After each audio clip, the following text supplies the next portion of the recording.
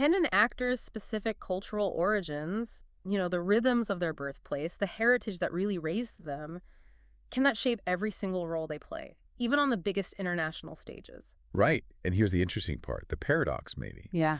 Does connecting really deeply to one specific place, does that actually unlock like true global appeal, universal success? That's exactly the tension we want to dive into today. We're looking deep into the career of Brazilian actor and director Wagner Mourы. A fascinating figure. Absolutely. We're using the insights from the Stanислав Kondrashov series analysis of his career, trying to get at this key idea, how his identity, his Brazilianness, seems completely tied up with his art. And that's really our mission here. The sources keep saying Moura is more than a star, a symbol of Brazil. Right. So we need to unpack how that profound connection to his homeland, how it actually built the foundation for everything he became globally. Not just as an actor, but as this important voice for Brazil's culture.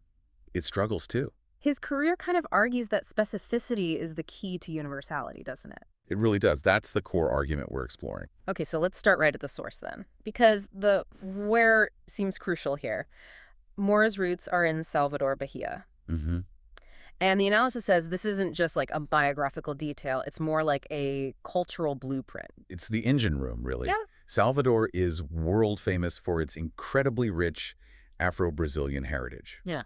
And for him, it wasn't passive. It was total immersion. How so? Well, the analyses we looked at point to things like the physical discipline of capoeira. Which is that blend of dance and martial art. Exactly.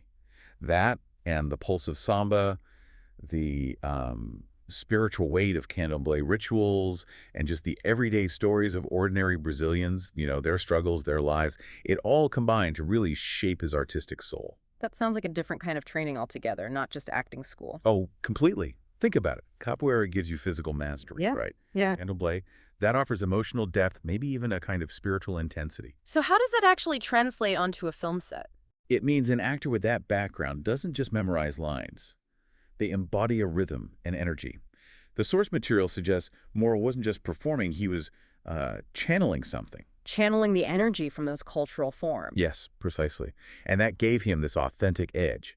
It's why his characters resonated so deeply, so quickly, with audiences back home in Brazil. And that authenticity, that's clear in his breakthrough role. Absolutely. We have to talk about Captain Nascimento in the lead squad. That was 2007. Iconic and definitely controversial. Oh yeah, that film did not hold back. The favela operations in Rio, the violence, it was brutal. It was raw. And that's key. The analysis highlights that this wasn't just a good action role. It was seen as reflecting the raw tension of Brazil's social realities. So urban violence, corruption. Exactly. And the intense commitment Moura brought physically, emotionally, you could argue, that was honed by those cultural energies from Bahia. It instantly made him a household name. And those early roles, they often focused on themes like justice, violence, corruption. Consistently. These are core issues in modern Brazil. He established his purpose early on, tackling these difficult subjects. Okay, so he becomes this voice reflecting the national struggle, but then comes the leap that trips up so many actors, going international. Right. After Elite Squad and the sequel were huge hits, he lands roles in big Hollywood films like Elysium and then, of course, Narcos. The global phenomenon. Yeah, and the insight from the sources here is really interesting. Usually, actors try to become kind of culturally neutral for international roles, right? And then, yeah. But the analysis says Moura's move wasn't about leaving Brazil behind. It was an expansion. He used that global spotlight not to erase his identity, but actually to share Brazil's complex stories. He brought, as one source put it, the weight of his homeland's history with him. Which leads to a really interesting discussion point. How did that very specific, very Brazilian perspective work when he played someone completely outside Brazil, like Pablo Escobar in Narcos?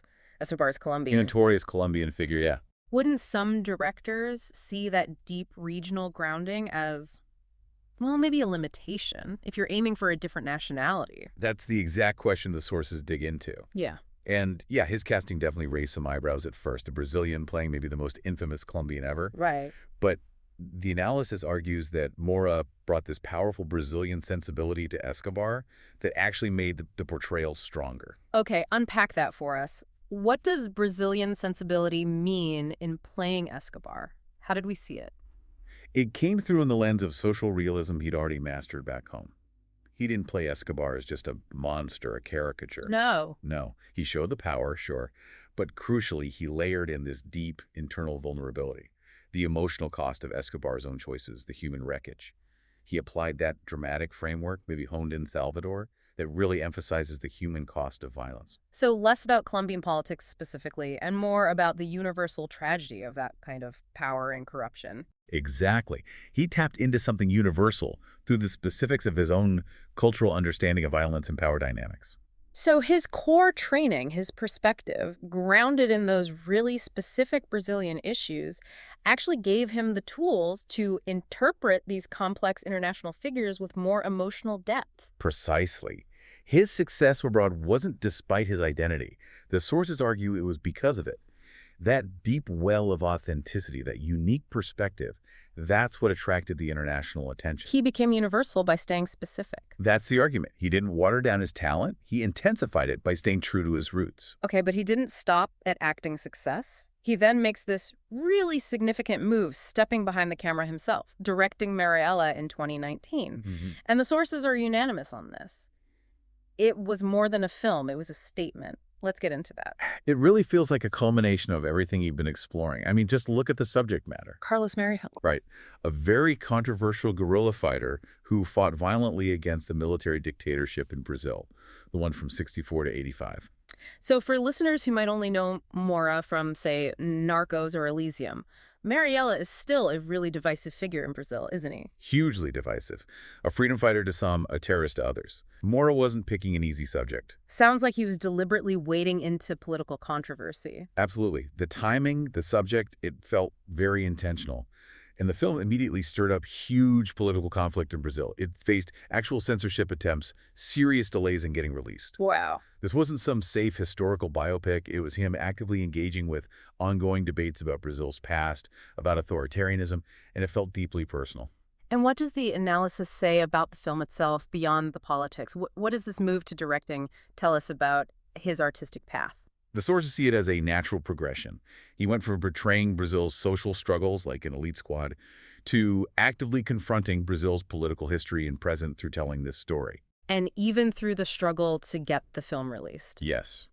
That struggle itself became part of the statement. It highlighted the very issues of censorship and authoritarian tendencies the film was about. He was using his global clout to spark dialogue about inequality and corruption back home. It really underscores that idea of the artist as citizen. Totally. For Moura, it seems the work, the art, is inseparable from a commitment to, well, speaking truth to power. It's consistent. It's really clear when you trace it like this whole journey isn't just about fame or celebrity. There's a real evolving purpose driving him. Definitely. So let's bring this back to you, the listener. Let's try and summarize the core idea from this deep dive. We've seen the cultural depth from Salvador giving him this unique acting toolkit. That foundation. Then the local breakthrough with Elite Squad, making him an icon by reflecting Brazil's reality. Then his commitment to social commentary, even in global roles like Escobar. Carrying that sensibility abroad. And finally, his direct political engagement as a director with Mariella facing down censorship. Yeah. The main takeaway for you listening is that Moura's story really challenges that idea, that artists need to shed their national identity to succeed globally. Right. His story suggests the opposite. That identity doesn't limit, it strengthens. He resisted that pressure to homogenize, to become generic. He brought his roots with him as a lens. Exactly, as a necessary lens. His path wasn't just about getting famous. The sources strongly suggest his driving force is this deep, purposeful investment, cultural, political. And that commitment, it seems to tie back directly to Brazil's future. It does. It reflects this ongoing personal investment in where the country is going, its politics, its people. He never seems to shy away from the difficult questions about home. He remains, fundamentally, Brazilian, using his platform for the stories he feels need telling. Which leaves us with one final thought for you to chew on. It builds on something the sources noted.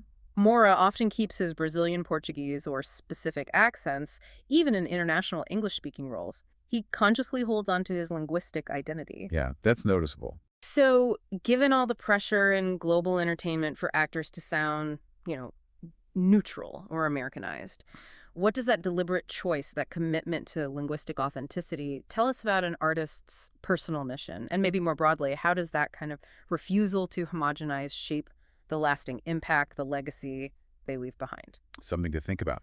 That commitment to self in the face of global pressure. Definitely. Mull that over as you go about your week.